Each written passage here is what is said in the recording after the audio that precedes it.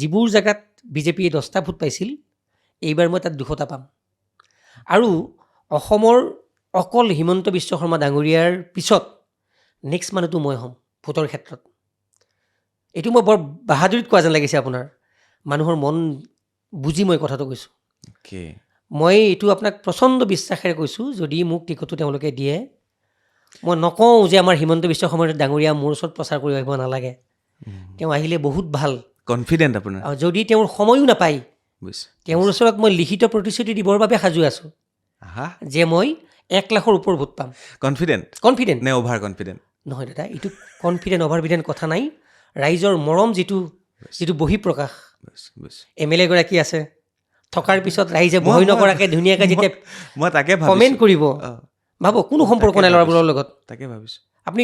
অনুগ্ৰহ কৰি ইমান এবাৰ চাব confident, ইমান পৰ্টেলবিলাকৰ confident নিউজ আপোনাৰ। তেতিয়া গম পাব ভাল হ'ব আশা কৰিছোঁ ভাল হ'ব